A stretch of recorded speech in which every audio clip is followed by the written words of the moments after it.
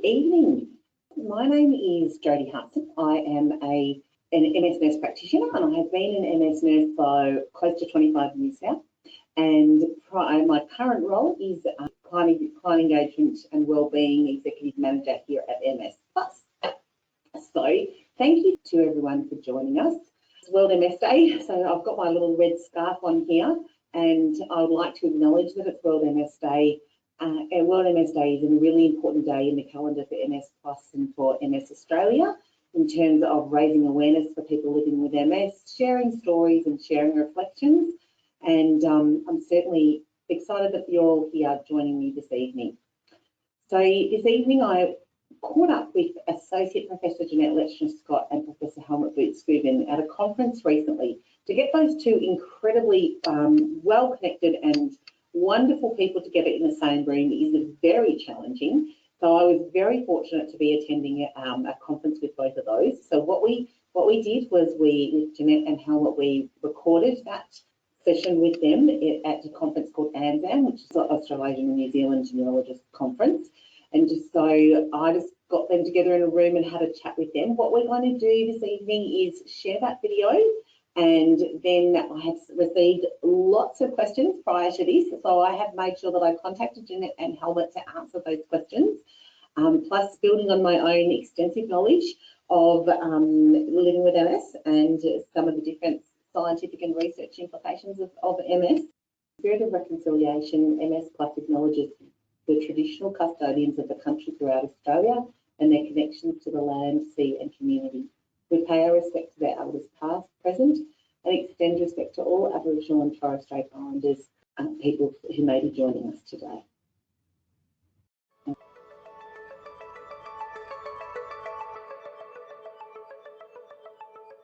I'm really fortunate to be joined today by two globally recognised neurologists and local heroes, Professor Jeannette Lechner-Scott and Professor Helmut Butzkueven. Thank you for joining us today, and thank you for dedicating your careers to improving the care of people with MS. Your research spans the whole breadth of genetics, understanding MRI, understanding treatment, how to improve pregnancy and fertility for people with MS. So the last 30 years, you've both spent the time dedicated to being able to really improve the care for people with MS. That's what I'm going to ask you about today. Today we are coming from ANZAN, Australian and New Zealand's Neurologists Association conference, where both Jeannette and Helmut have been recipients of prestigious awards that are focused on improving care for people with MS.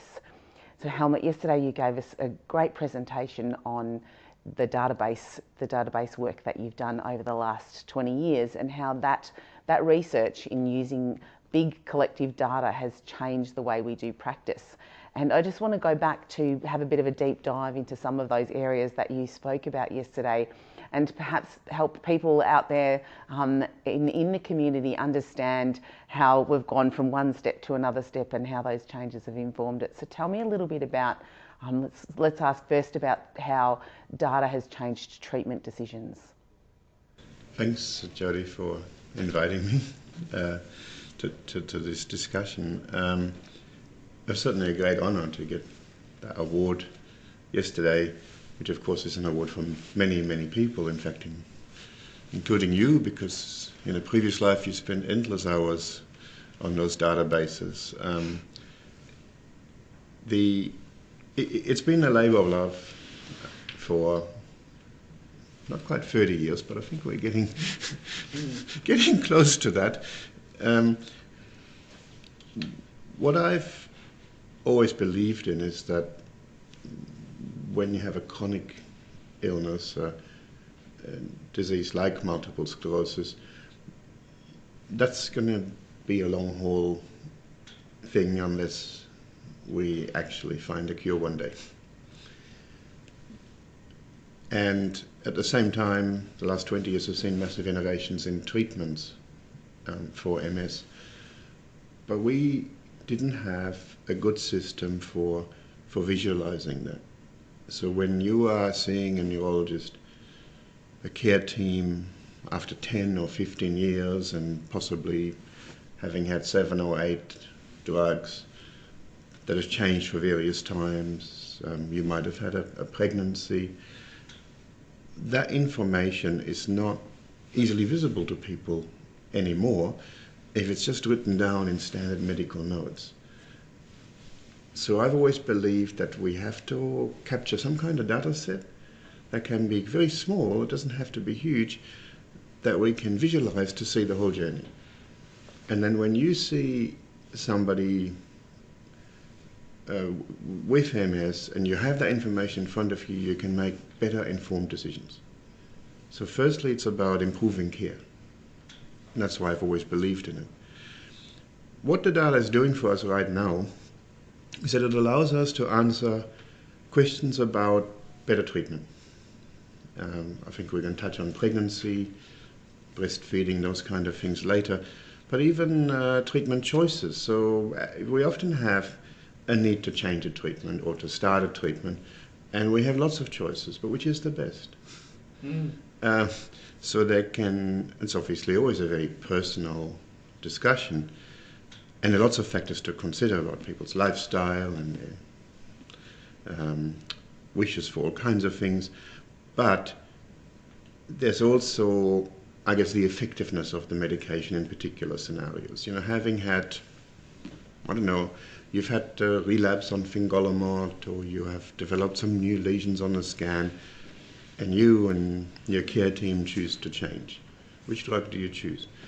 So that is the kind of research that we do in the registry, which is now a huge international registry. MS-Base actively follows about 35,000 people and has older records from almost 90,000 people. So we can actually ask that question because lots of people have made different decisions in the past, and we can learn from that. For me, the most amazing thing as an academic, as a researcher, is the application of it. I can literally, and this happened a few weeks ago, I saw some results from a registry study on Monday afternoon.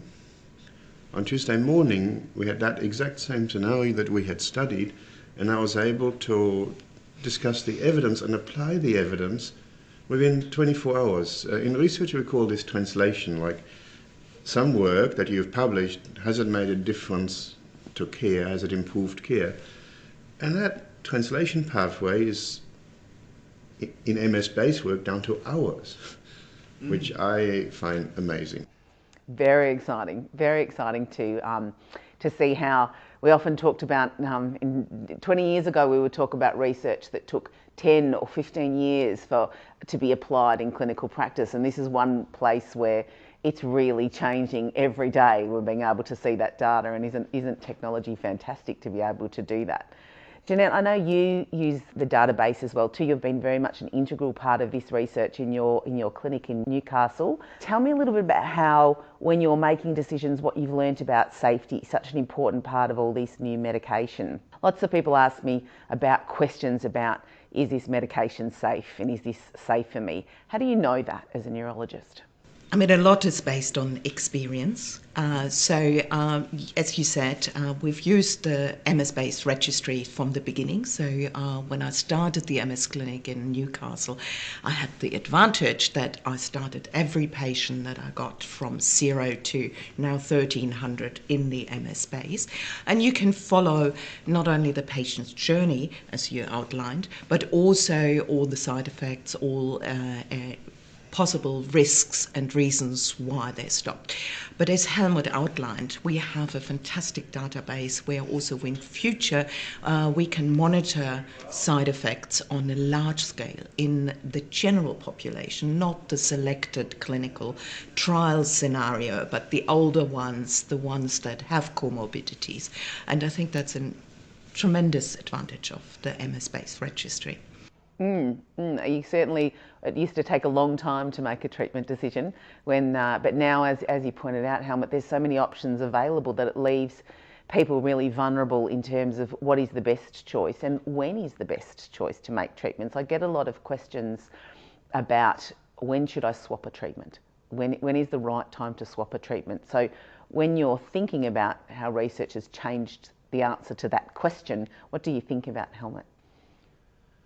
Well, look, in the what we can now refer to as the olden days, the early days of treatment, mainly the Interferon, Copaxone, when we started out. Those choices were limited choices, and they often weren't very good options. But now, of course, we have a huge number of drugs and lots of options for people. And that allows us to really think about best possible care because we have the tools for it. And I am talking largely about relapsing, remitting multiple sclerosis, where there has been all this huge drug development. So if somebody has new lesions on scans, or they have clear relapses, certainly if it's more than one new lesion, they should change treatment. And the evidence for that is very clear, if possible. And we shouldn't be,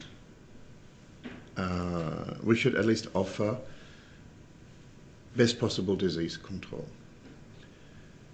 And now we have the opportunity to do that because you have, 25 treatments available at the moment, and there will be more next year.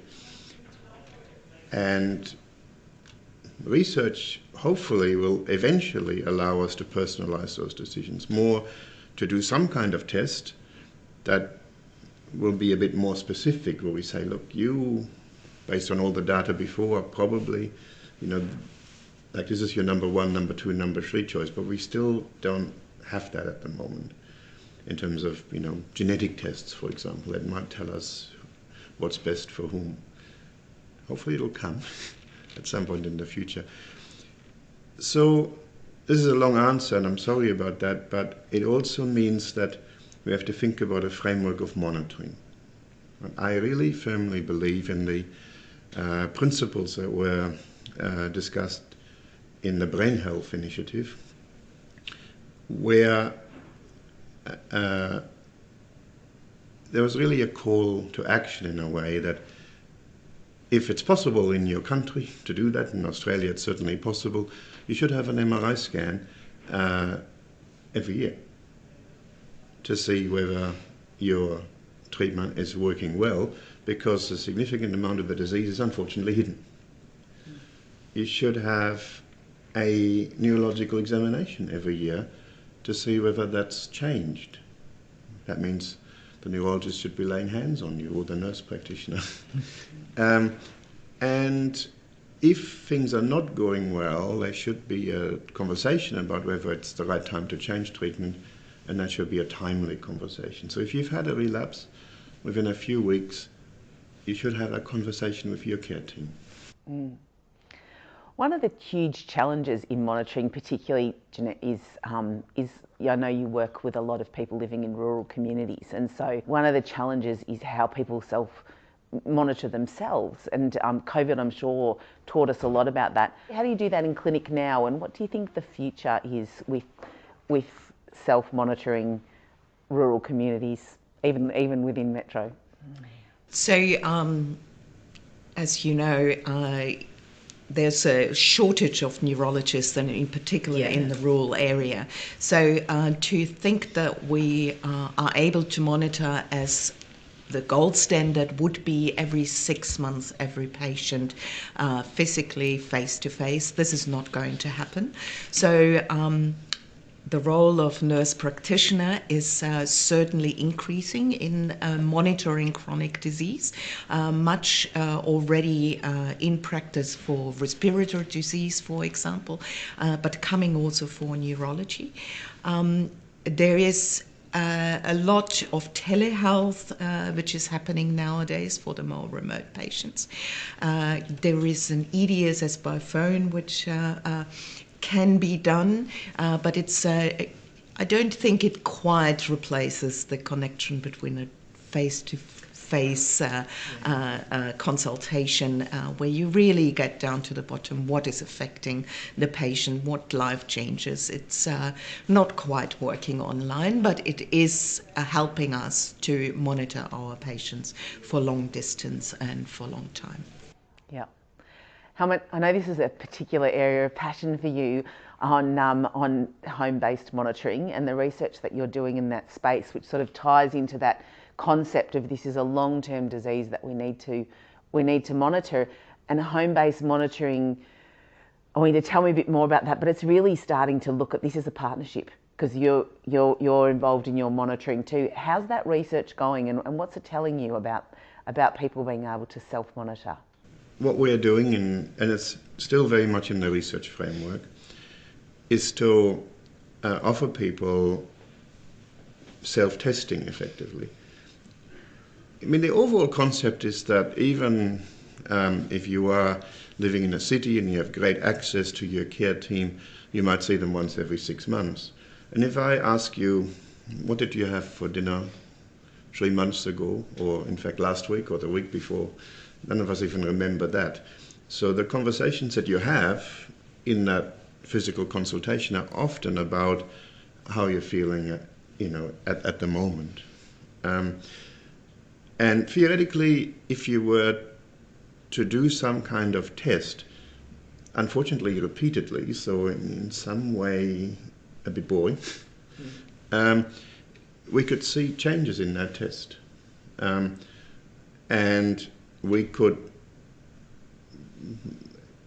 there could be some kind of alert which say, oh, things are not going well, can you come and see us? So it's a very different model of practice rather than sort of very intermittent care, some form of ongoing monitoring. So what form could that take? What are we doing? Well, one thing we're doing is testing actually very simple tests like reaction times. What I mean by that is you see something on the screen and you press a button and see how quickly you can do that.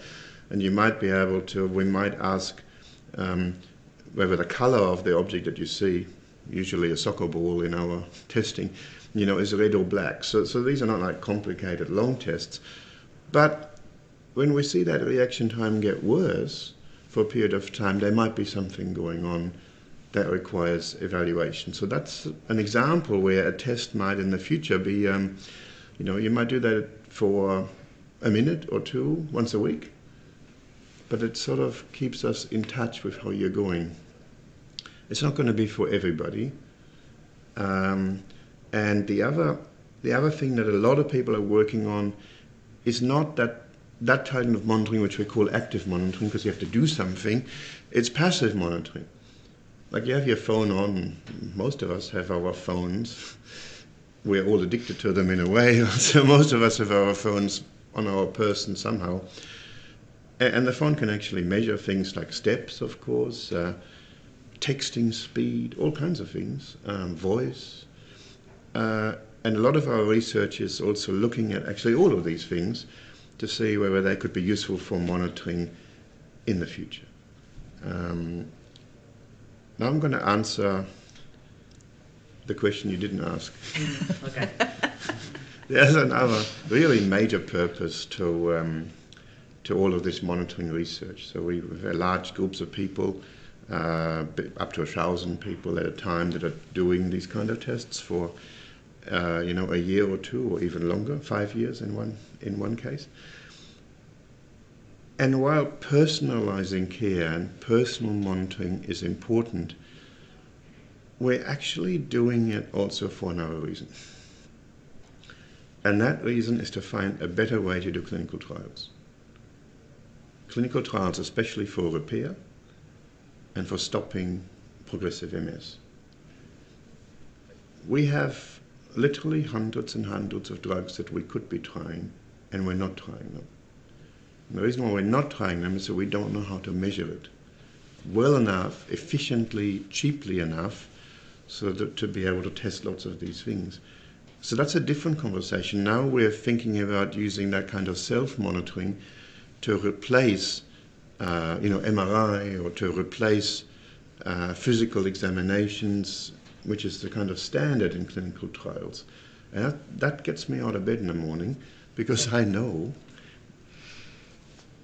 that in that whole landscape, we're definitely seeing, when things have been tried, we're seeing signals that this could work. And we all know that stopping and reversing the symptoms of MS is the holy grail, right? It's a major unmet need, I guess medically speaking, for the MS community. For sure. Jeannette, I know that you've done a lot of work in monitoring cognition, and how has that changed? How has that changed how you support people in the clinic now? That all your understanding that you've gained for the many, many years you've been investigating how you monitor cognition, and that really important thing that happens in MS when you start to feel your cognition deteriorating. So it is actually surprising that it isn't that long ago that a general physician said, what, cognition isn't affected by MS? So what I explain to patients when I ask them to have their memory tested, it's normal. At clinical examination, the EDSS that we do, that is the minority of the brain busy doing your motor function, your sensory function. The large majority of your brain is busy thinking. So to test cognition, to test memory, to test information processing is so important to really monitor the disease. So we have been doing that now for over a decade, and I use this as a clinical marker to see if someone is progressing. And I will be talking about that today, that cognitive deterioration, even if it is within normal values, but for that particular person, they have declined over the last 4 years. This is a sign of progression. And this is the time where you need to change treatment or do something about it. One of the things that I'm really hearing is this change in how we monitor people and how important that is, and everything we've talked about, I guess, comes back to that real importance. But I see the future where a neurologist visit now becomes that real discussion about, here's the input that I'm bringing to the table about how I'm going and how I'm doing, and you can then look at the data that the person brings and say, yes, I can see you've got some change here, and then how much you've sort of thought in the future we'll be able to address that progressive MS much more effectively by being able to measure it now and understand it now. And unfortunately, with technology, we're being able to sort of fast track a lot of things that we were not able to do back 20 years ago. What would you tell a person now, Helmut, who's coming in terms of that ability to self-monitor, to monitor, if it, to be part of research, of course, but what's some good tips for them now? This may be a disappointing answer because it hasn't changed for the last 15 or 20 years. What I most appreciate is when a person with MS, when they see me, when they see us, when they know what they want to get out of that very short time that we have together. Right? So what I'm talking about is lists. So if you are a person with MS, if you can make a list, and the phone is quite enabling because you can just keep the list on your phone. And this is the second crucial thing. You know it's going to be half an hour, 45 minutes. A list of 37 things will ultimately mean that the consultation isn't necessarily that useful. Right? So the second part of it is prioritize your list. Right? What are the top 3 things, the most important 3 things that you would like to talk about with me? Because we want to be centered around people with MS. We want to provide personalized care for them, but we need help for that. Right? Otherwise, we will impose our own agenda, which is fine. We have a kind of a system, you know. Your drug's going okay. How's your monitoring going? Hopefully you haven't started smoking. You know, how's your exercise going? But you will have lots of things to talk about, and if you bring that prepared to the consultation, you will get the most out of it, because then we can try to resolve the issues that are really bothering you. And if you keep that list on you for 6 months, you can between the consultations so you can actually come with the priorities. And technology, as idiotically simple as it sounds, like the phones, are very enabling for that because you can just have a little list. Beyond that, there are lots of apps out there, and it's like any other app that you install on your phone. Some of them you're going to love and use frequently, and many of them you will discard. And so it is with all the MS apps. But if you are a person who is interested in that, then try that. And then hopefully, there will be a future where, by people's choice, they can buy into this more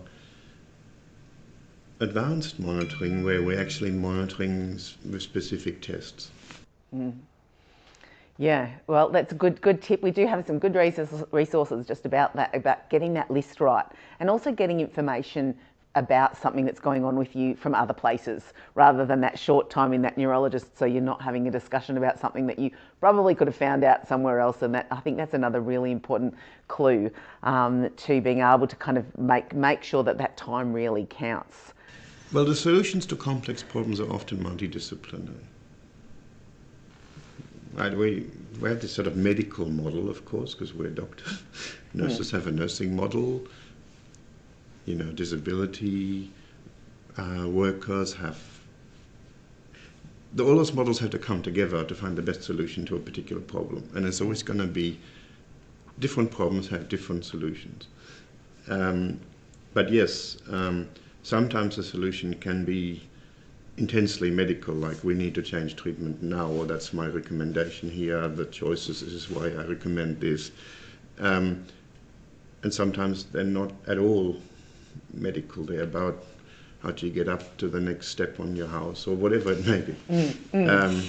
How do you have a conversation about MS in the workplace, or you're amongst the last 2 candidates for CEO of a major company. You don't want to have to go to the toilet in the middle of your interview. How do you solve that, right? That's a complex problem. that one threw me. One of the things that we're often talked about, Jeannette, is, and we're hearing this sort of concept of smouldering MS at the moment, and it sort of seemed to me to link with progressive MS. But when are people asking you about this, what is smouldering MS, and what does is it the same as progressive MS? It is something that is derived from pathology. So we see that lesions can enlarge, and it's something that if you go for a routine MRI might not be picked up because they don't really measure the lesion volume as much. They just count there's no new lesion, and therefore the report comes back as stable. But if you actually use modern technology and do volumetric analysis, you can see that the lesion is actually expanding and might have a metal ring that implicates that there is still ongoing disease there in that same old lesion, which is something that I think this is representing progression, and I will present some data today that actually it is the lesion itself and the ongoing lesion that is causing your disability down the track. And therefore, it is even more important what Helmut said earlier, that not a single new lesion should be appearing on your MRI. And the best what we can do at the moment is to prevent not only new relapses, but only any new lesion to occur. We're not yet in the state where we can reverse these smouldering lesions and reverse any damage that you have had. But we might get there with the right tools. I think the recognition of that is really important, because people are suddenly paying attention to it. Mm-hmm. And it's clearly related to progression.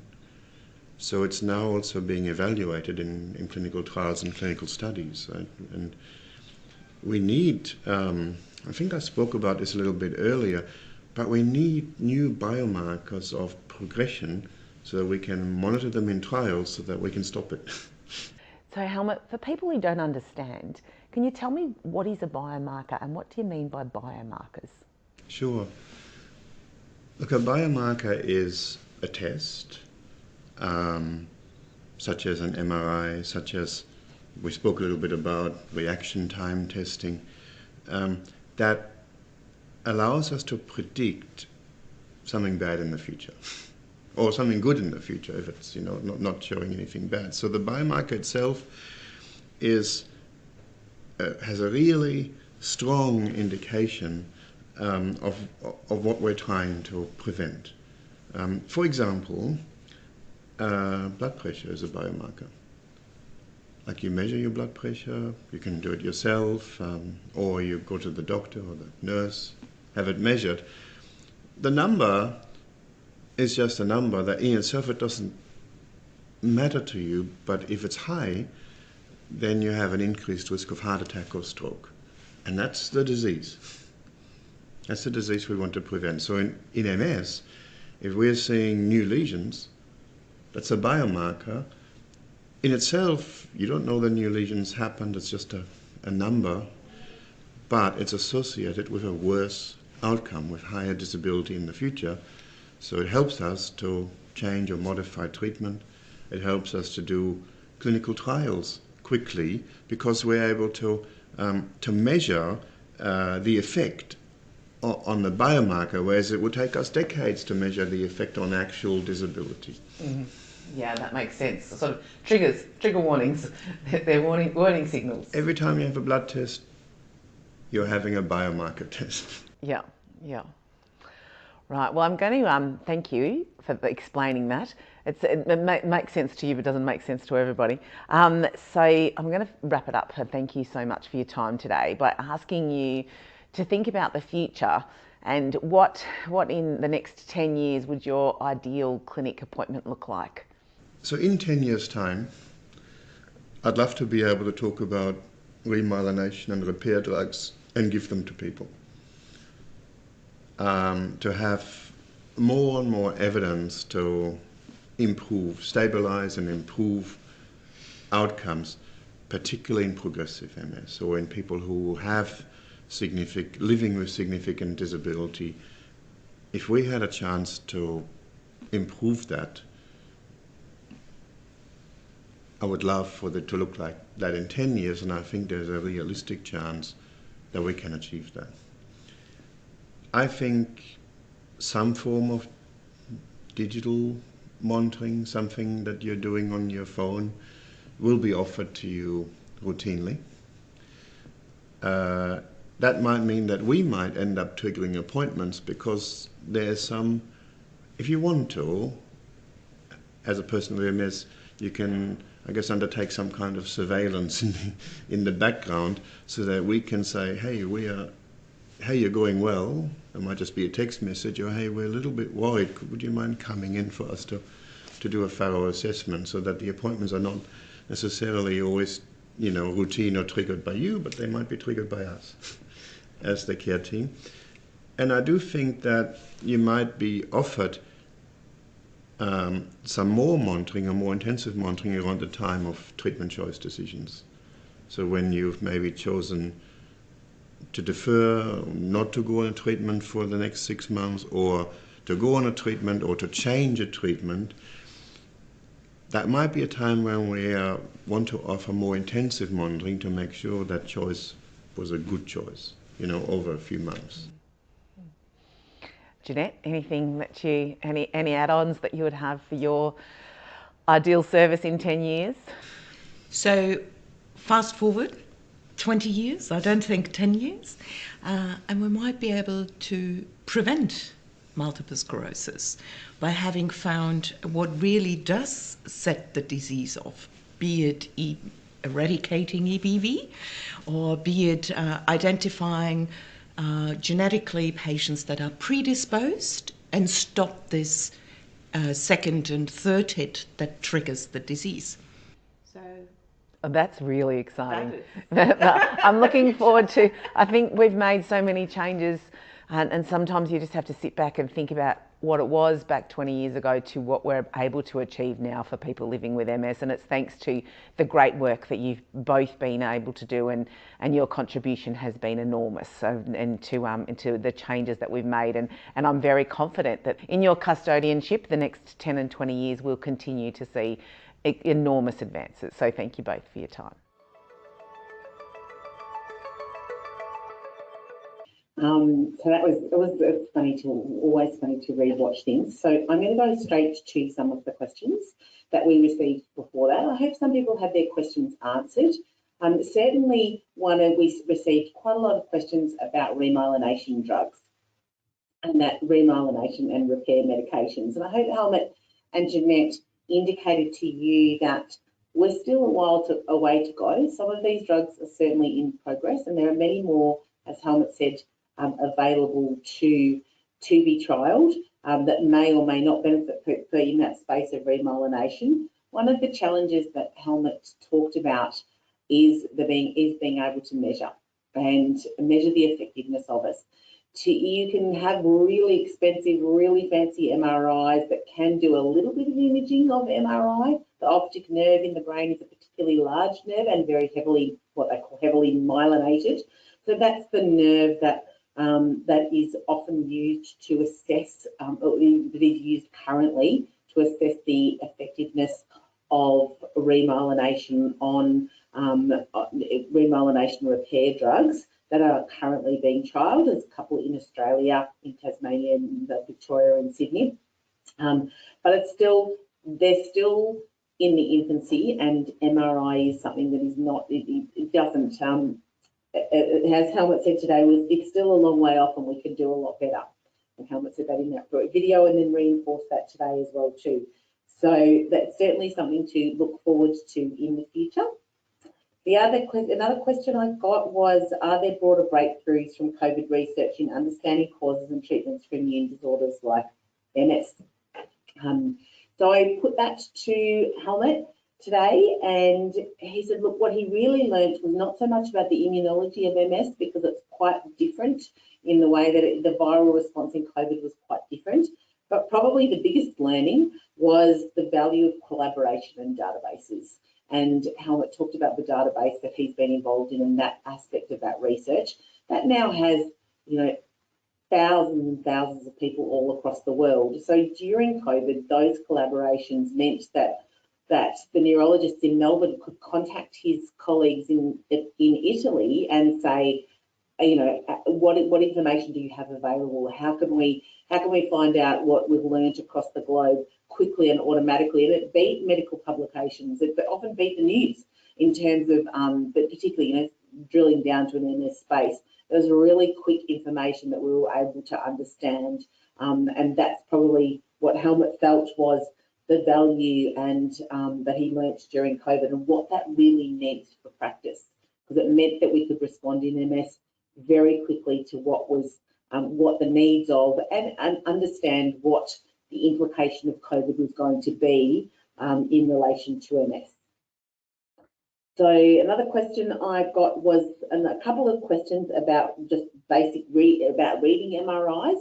I often used to remind people that we call the MRI the tunnel of truth, but it took neurologists and radiologists many, many years of study to understand how to rub, and they have to understand MRIs for all sorts of conditions, and they still disagree with each other about what exactly, sometimes on the nuances of MRIs. So it's important to remember that it's it's a level of expertise that is really challenging, and important that you do it as a team with your neurologist when you're looking at an MRI, because both neurologists, as I said, and radiologists, when they have big meetings together most weeks and discuss people's MRIs, and certainly when there's a difficulty in having a look at them. So there's certainly challenges in that one. And the question was around, can lesions shrink or grow? And yes, lesions can shrink. It doesn't often, if a lesion shrinks, it doesn't necessarily correlate to someone getting actually better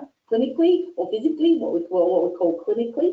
But lesions can shrink over time. Sometimes when you've got inflammation, you get swelling. And so that swelling can also be represented on MRI. So occasionally you get lesions that look bigger and look smaller. And Jeannette sort of talked about that in relation to smouldering MS as well too. There's usually not a whole lot of variation, but yes, it is something that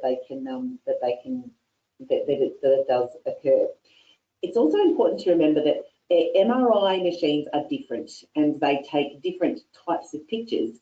And just so if you go to one MRI machine, it might be a bit stronger than the other MRI machine. And so there's often reinforcing that you have the MRI in the same place, because you know, it go back to the same machine. And I remember when I was at Box Hill, they upgraded the machine for 1 year, and it really had an implication in reading people's MRIs, because it was much better. All of a sudden, the pictures that we got were much better than the ones that we used to have in the old, from the old MRI.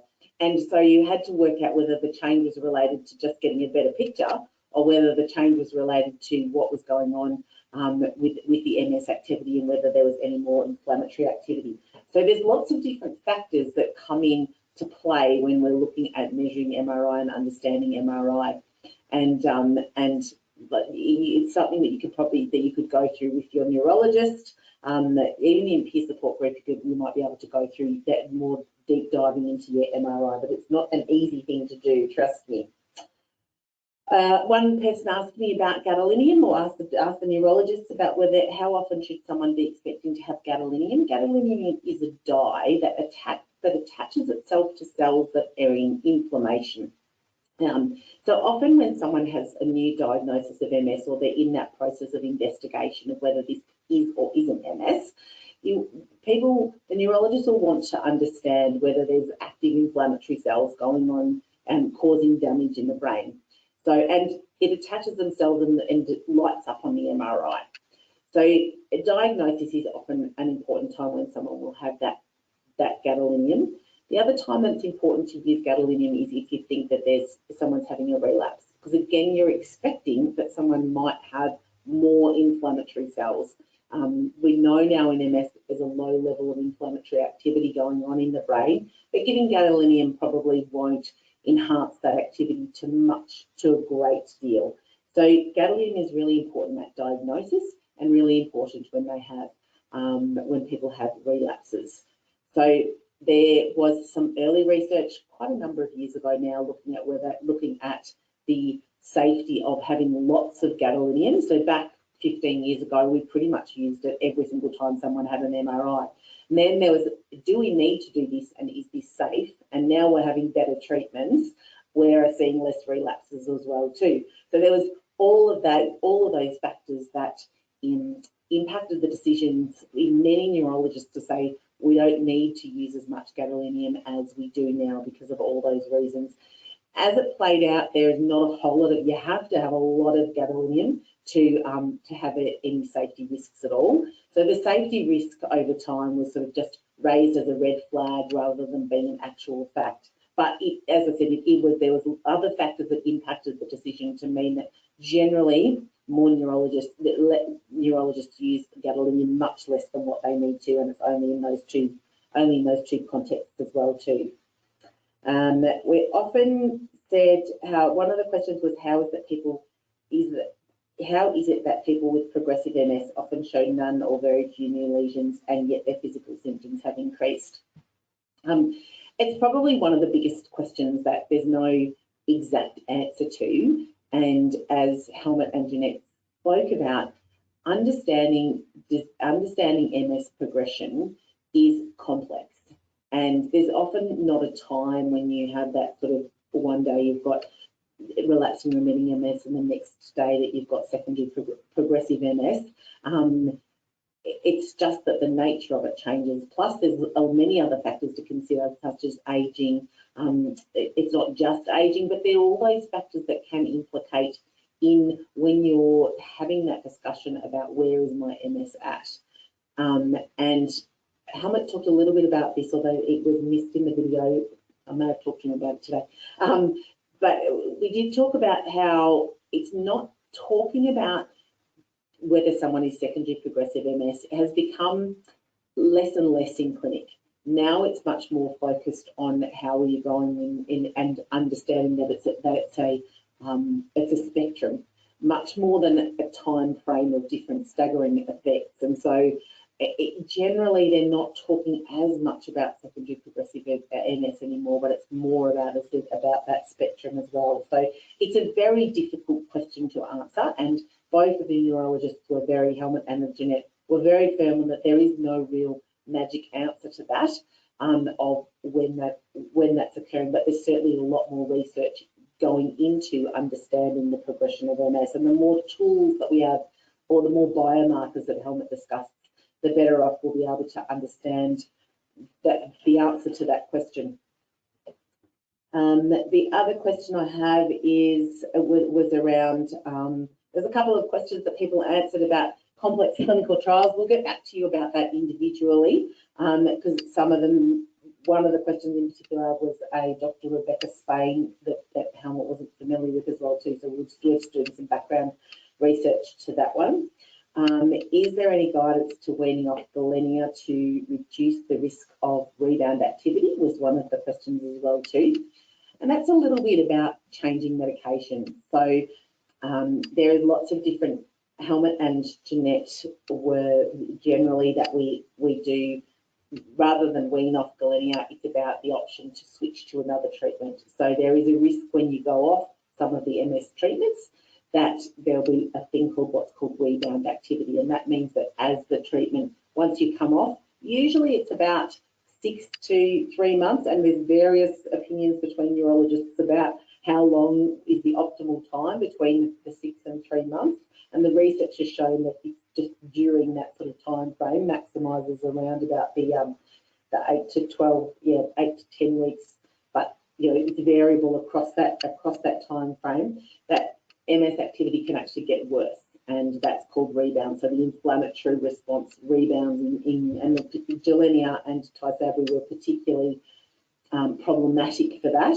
And so most people will switch on to another MS treatment. And then occasionally people will do an interim measure if it's a complicated switch. Not all MS treatments are easy switches. So if there's some complications, there might be an interim measure done to make sure that we're protecting or reducing that risk of rebound there. But there's no weaning off. We generally, neurologists, each neurologist can do slightly different things. There are no rule books, but the majority of neurologists will stop gadolinium and start another treatment. As I said, it's personalised treatment means that everyone's story is slightly different, and everyone has different needs, everyone has different complications. So it's hard to answer treatment questions without knowing all your story. In fact, it's really hard to answer treatment questions without knowing a person's story, because there may be many factors that need to be taken into consideration, other diseases, other conditions, pregnancy planning, family planning, for both males and females, less so for males. But there's a whole lot of different things that might be in the mix when you're having that discussion with your neurologist about what the options are and when is the right time to swap treatments and what treatments to swap to. Most people with MS, in my experience, had at least 2 or 3 treatment switches in their lifetime, or certainly the lifetime that I was sharing with many people, which was about 20 years in clinic. So many people switched treatments, and understanding the safety of when and what is the optimal time to treatment. The databases were amazing as a resource for information for that. So the database collected all this information about 100,000 people, and of that you could usually find a group of people who were similar to you. So even though each story is unique, there were elements of the story that you could find similarities, and putting that information together, and then the researchers would publish it, and that gave guidance on how is the safest way to switch people, and what's the optimal time to do that, and what treatments are good to switch to. Option A, if you have treatment A and then you use treatment B, what will happen? So if you've only got 1,000 people who do that, then, or if you only got 1,000 people, you might only have 2 people who choose option A and option B in transition. But if you have many, many more people, you're going to get a larger group to give that information. So again, that information that is gathered from the databases that have been collected for many years is incredibly valuable information to help guide that. One of the other questions was about the use of medicinal cannabis. Again, a complicated question. Medicinal cannabis is used mainly for, has been studied in clinical research mainly for people who have spasticity. It's also been used more commonly in pain as well too.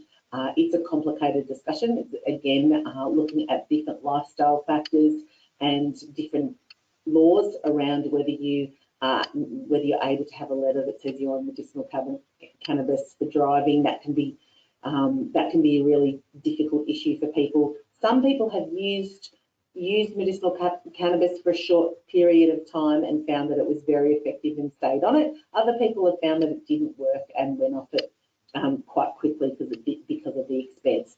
So it's not something that if you stay on it for, in my experience, but it wasn't something that if you stayed on for a long time, it would start to work. Generally, you got a very good idea early whether it was going to be something that was benefit from you or that you would benefit from or not benefit from. And so because of that reason, people were saying, well, look, I'm happy to give this a go. I understand all the treatment options. There's some nuances into prescribing it. So some neurologists prescribe it, other neurologists don't. But it's certainly a conversation that you can have about what your options might be in terms of having that access. And as I said, some people found it, in my experience, some people found it to be enormously beneficial both for managing spasticity and managing pain. Other people had no benefit for, and therefore they chose not to pursue it and not to continue it. But we certainly had to support the nurses, had to support the neurologists in being able to access and prescribe it, because it had quite a number of layers that you had to move through to be able to do that. So we're nearly finished, but Annie, have you got any other questions? Hi, Jodi. There's been a few questions come through. Some are more specific, so we may get back to them individually in the next few days. But some general questions I'll pose to you. Besides having an annual brain MRI, should people be having an annual cord MRI as well? That's from Sharon. Thanks for that question, Sharon. So it's a little bit debatable, but as a general rule, again, I am being a bit more general, but as a general rule, it's very, very unusual to develop a new lesion in your spinal cord and not have a symptom. And so for lots of different reasons, neurologists would say that a spinal cord MRI, it takes more time. Some people don't want to be in the MRI machine for that length of time. So there's various neurologists who recommend various things, but having worked with Helmut for all those years, most of the time, unless he saw something new that might indicate that someone had a new lesion on their MRI. So for instance, if you were looking at your reflexes, and if you had brisker reflexes than was previous, or your strength was a little bit down on one side of your arm or leg, or if there was a possible change, then a spinal cord MRI might be added. If someone really wanted one, generally the neurologists were okay to do that, but it wasn't routine practice to do those MRIs, and that was the main reason. It was very unusual. I think I saw one in 26 years of an MRI for someone having a new lesion in their spinal cord and they didn't have any symptoms. So that's not very many out of 1,300 people. And that's the main reason why. But as I said, some people still wanted to do that. Some people agreed to have it every couple of years just for monitoring, and sometimes it was prompted by the neurologist detecting a change. Julie is asking, how are you eligible for trials and how do you enter a clinical trial? MS Research Australia does have a lot of clinical trials on there. They've got a clinical trials page which advertises all the clinical trials that are going on in Australia that they're aware of, which is many of them that they're involved in and aware of. It goes through what people's eligibility is. So what do you need to do to participate? Others are specific to the MS Centre. So in many Melbourne metropolitan, Melbourne, I say Melbourne because I'm from Victoria, but in New South Wales as well, a lot of the big centres are doing research, and some of the smaller MS clinics will actually be aware of all the researchers, and MS nurses also get a regular update once a month from MS Research Australia about what the trials are. So they can say to people, hey, I know about a trial in Melbourne, in Box Hill Hospital, that they're doing for primary progressive MS. This might be something that's, that might be of interest to you. So a good way, MS Australia often, MS Research Australia often puts on socials what research trials are recruiting. It's a really good way to understand what research trials are going on, what the eligibility criteria for the trials are, and then where they're also being done in different places. So you don't have to go to that specific MS clinic. You can join that MS clinic as to be part of a research trial. So MS Research Australia's website is for clinical trials is my tip for that one. Great. Krista is asking, is there any wearable technology for monitoring and keeping track of symptoms? So there's lots of apps that do, and some do combine with wearable technology. So that's definitely, as Helmut mentioned, that's definitely in the research space at the moment. There's a number of leading ones that that people are using in research, and some of those are one of those is a cognition, but actually that's not wearable. The other one is one that it used to be called Floodlight, but I think it's changed to its name now. It could be Active MS. But there's a couple in research trials that are wearables and connectables, and otherwise, otherwise there's apps that you can monitor yourself in terms of symptoms and how you're feeling every day. One of them, for instance, looks at squeezing tomatoes as how fast reaction times are, and can be a really good assessment of that. Not wearable, but something you can do for yourself on the phone. But otherwise, there's nothing particular. Thanks, Jodi. Sarah's asking the question, this is relating to the comment made by Professor Jeannette Lechner-Scott regarding hsct and its ability to clear EBV in the future. That's a big question, and probably one that I will take offline, because there's lots of elements to that question about whether it will. I don't think there's any proof of that yet, in terms of that it does clear EBV, or that it's certainly looking like EBV is implicated in the diagnosis of MS. But what that means, how that looks, and where that translates to hsct, I don't think those questions are completely answered yet. Okay, great. Thank you, Jodi. I'm mindful of the time, and there's a few more slides to go through, so we'll proceed. We'll finish it off. Yep. Perfect. Thanks. And as I said, we'll get back to everyone with their questions if we haven't answered them now. So this is a little bit about what MS Plus does.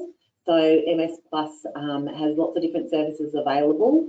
So this is just a slide that gives a view, but you always feel free to give us a call. We also have 3 MS nurses who are on staff who are very experienced nurses and have an incredibly broad knowledge. And again, as I often reinforce to people, your story is quite unique to you. And so to have someone to be able to personalise that and say, hey, have you thought about this? Have you done this? Or these sorts of things, that our nurses are great. So I guess because we've been talking a lot about medical and clinical care, it's certainly something to point to. And also our webinars are available on our webinar library.